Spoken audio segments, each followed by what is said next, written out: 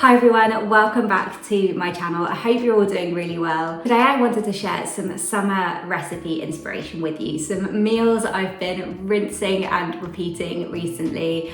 And actually the first one I shared a sneak peek of, and I had so many requests asking if I could share the recipe. So I'm just gonna jump straight in with this one, and these are my aubergine and shaved tofu skewers.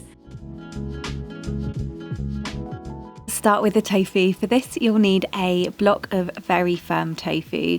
If you're using unpressed tofu, make sure to press it first. I take a vegetable peeler and peel strips of tofu like this, turning the block regularly to get even shaved pieces. Next, take a large aubergine and just trim both ends, then take the peeler again and start peeling the aubergine into strips, turning as you go to get even strips until you reach the core, which you can use for another meal. I also like to add red onion onto these skewers, so you'll want to peel and cut the onion up into quarters. For the marinade, I combine 2 tablespoons of tomato puree in a bowl with 2 tablespoons of coconut aminos or soy sauce, then 2 tablespoons of vegan Worcester sauce, a teaspoon of garlic granules, 2 teaspoons of smoked paprika, a good pinch of sea salt and a 1/4 teaspoon of ground black pepper. Then whisk with a fork until smooth. Make sure you've soaked your wooden skewers for at least 30 minutes beforehand so they don't burn in the oven. Then you'll want to start layering them up. Fold the aubergine strips like so before threading onto the skewer.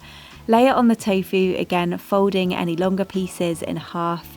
Then thread on the red onion and repeat those layers, pushing each one tightly onto the stick each time until you've filled up the skewer. Take your marinade and a pastry brush and coat these skewers in the sauce, using the bristles to really get in between each layer until they're both really coated on all sides and you've used up all of the marinade. Next, take a small amount of olive oil and brush that on all over, on all sides until evenly coated. Then place in the oven at 180 degrees Celsius for 20 to 25 minutes until caramelized and cooked through. I like to have this with HARISSA hummus. For this, add 1 can of drained chickpeas to a food processor bowl, but reserve the chickpea water, along with 2 tablespoons of olive oil, a 1/4 cup of tahini, a 1/4 cup of harissa, the juice of half a lemon, 1 garlic clove, a good pinch of sea salt, and then add in 2 tablespoons of that reserved chickpea water before blending until it's completely smooth and creamy, looking a little something like this. For the sumac onions to go with this, I thinly slice 1 white onion, then add to a bowl with a tablespoon of olive oil, a tablespoon of lemon juice, 1 teaspoon of sumac, a good pinch of sea salt, and a small handful of finely chopped fresh parsley. Then using your hands, combine it by tightly squeezing everything together. You almost want to release the juices from the onion. I made a little salad to go on the side. I used some fresh lettuce from my garden as well as a few ripe cherry tomatoes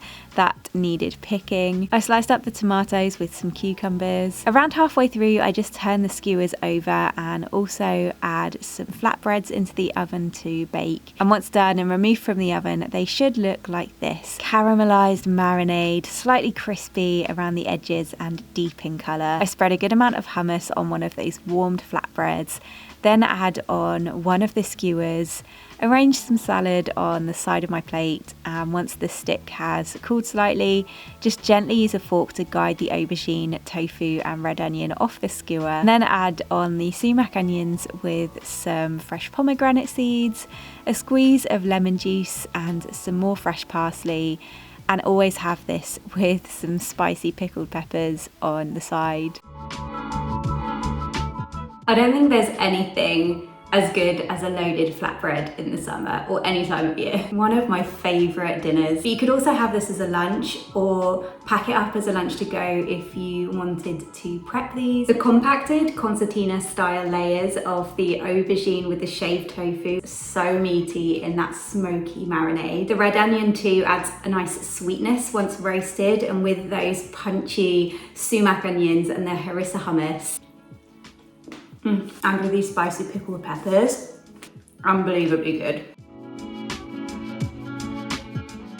Every single summer we grow carrots and courgettes, especially to make this next recipe with, and this recipe is inspired by a Turkish dish called mucver. Mucver are these amazing little courgette fritters mostly made with courgette, but I've also seen them made with carrots, potatoes, onion, spring onion, fresh herbs. I like to make mine with carrots and spring onion and then dill and parsley. My husband is Turkish and we've been together since we were 15 years old, and we've always enjoyed cooking together ever since we were teenagers. And I think this is one of the first recipes, if not the first recipe, he taught me and we made together. Traditionally, it's not a vegan recipe and I wasn't vegan back then, obviously. So since being vegan, I have adapted them to make this recipe vegan friendly. So I hope you like them as much as I do. My garden really is alive and thriving at the moment. I had carrots left and just a never-ending supply of courgettes. And I'll say it every time, but it really is so rewarding growing your own food.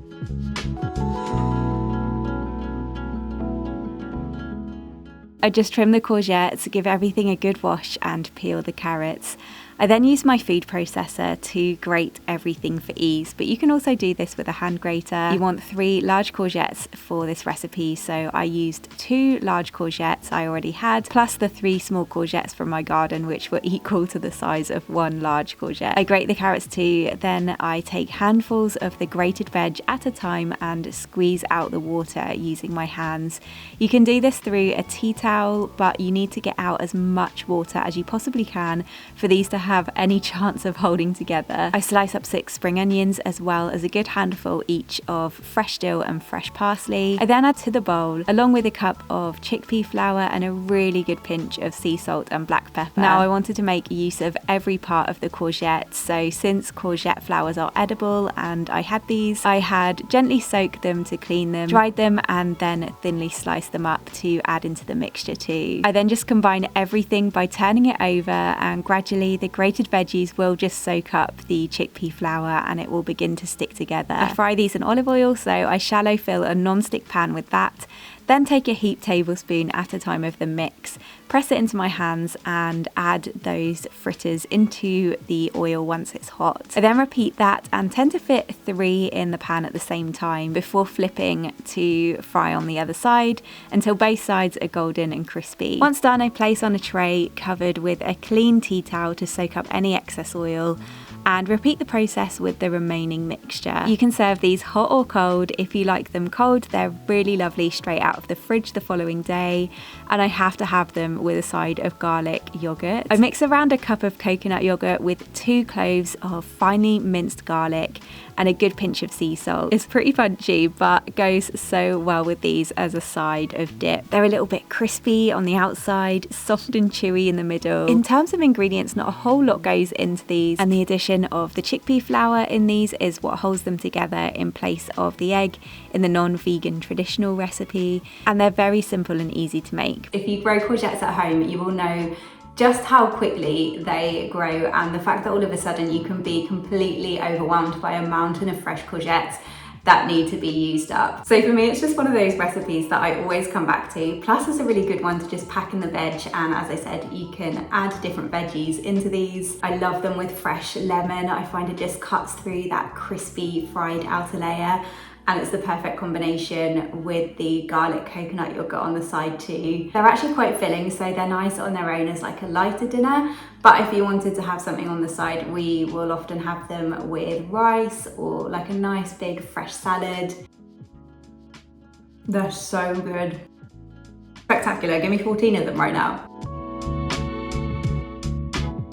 The final recipe is another tofu recipe, but it's a good one. This is my sun-dried tomato baked tofu, and you could use this in so many different dishes. You could use this in pastas, in salads, but I love it as part of a kind of nourished plate with either quinoa or rice or roasted baby potatoes, some kind of dip or sauce, and a salad on the side. It's really versatile and so easy, so let me show you how to make it. For the side of baba ganoush, I just prick and bake 2 aubergines at 180 degrees Celsius on a baking tray for around 30 to 40 minutes, turning it occasionally. Meanwhile, for the sun-dried tomato paste, it's almost like a pesto. I add 6 sun-dried tomatoes into a food processor bowl with 1 tablespoon of pine nuts, a tablespoon of nutritional yeast, a whole clove of garlic, a good pinch of sea salt, and 2 to 3 tablespoons of olive oil to bring it all together. For the tofu, again using a block of firm tofu, I roughly tear this up into chunks and place it in a bowl with a heaped tablespoon of corn flour. I then toss the tofu to coat it well all over in the corn flour. Then I add in that sun-dried tomato paste and turn the tofu through to get all sides well coated. Once the aubergines are done, they should be soft and you should be able to squash them down quite easily. I just set those aside to use the same tray for baking the tofu. I lay the pieces out evenly across the tray and then bake those at the same temperature of 180 degrees Celsius until they're golden in colour and slightly crispy on the edges. Once cool, I add the aubergines to a food processor with a 1/4 cup of tahini, a clove of garlic, the juice of half a lemon, 2 to 3 tablespoons of olive oil, a teaspoon of sumac and a good pinch of salt, and blend that up to make the baba ganoush. If you want to make it even creamier, you can add in some coconut yogurt in between blending. For a nice big salad to have with this, I picked some more lettuce from my garden, sliced up some red onion, and then added some roughly chopped heirloom tomato to a bowl with some chopped up baby cucumbers, added in the red onion and the torn lettuce, parsley, dill, fresh lemon juice, olive oil and salt, and again just got in there with my hands to combine this all together. I love this tofu with rice and chickpeas, so I add 1/2 cup of washed white rice to a pan with sea salt and olive oil. Fry that off until the rice is translucent, then add 1/2 can of drained chickpeas and mix those through before then adding in a cup of boiling water. I then allow that to cook, covered for around 10 minutes until light and fluffy. I serve this with the baba ganoush spread out in the centre of a plate, then build up the rest with the sun-dried tomato baked tofu, some of the rice and chickpeas, a side of the salad. I'm really enjoying pomegranate seeds at the moment, so I like adding those on too, some more fresh parsley, fresh lemon, and a little drizzle of olive oil. This for me is summer on a plate.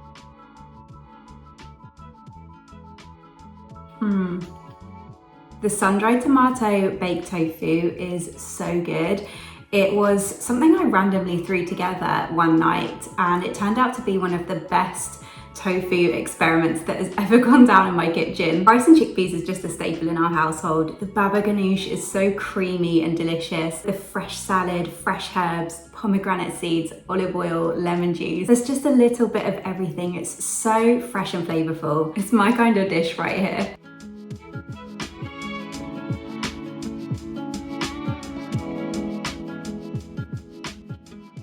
And those are some summer recipes I've really been enjoying recently, and I hope you enjoy them too if you give them a try. As always, all of the recipes are written up in the description box. I really hope you enjoyed this video, and if you did, please hit the thumbs up button below, as it really helps me to continue making these videos for you. Thank you so much for watching, and I'll see you again very soon. Bye.